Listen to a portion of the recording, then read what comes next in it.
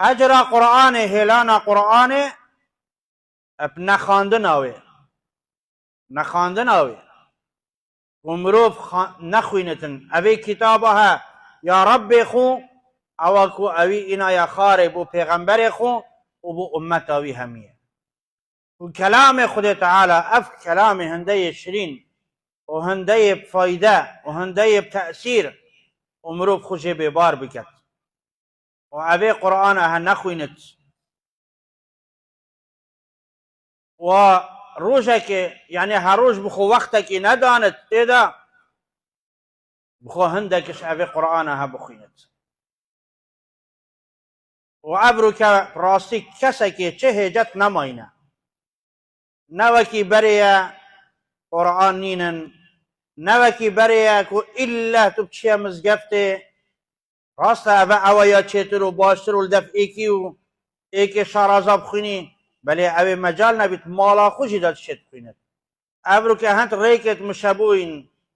ابریکا اوان طور جواکی و اوه انترنت ها حتی مدرسه قرآنیتین تیدا تو شی داخل بیو خب علمین یا اوه قرآن ابرو که او بسرمان بیشتن اس نشم قرآن خب علمین می باور بکه او بسرمانه که گلک سست و خوابه که هر ایکش ما بلا پسیارش خوب کد اوه چند سال عمر برینه بلا هر ایکش ما پسیارش خوب کد ام دی بیشین اوه کو فام کری بلا نکه ام دی بیشین 10 سالیه ویبه ابو ام دی بیشین 15 سالیه ویبه حتی ها ویگف که عمرتا چنده هر ایکش ما یه خود زانید اره هم خودی کنه اگر هر روز بس آیت اکا تنه تخوان باید هر روز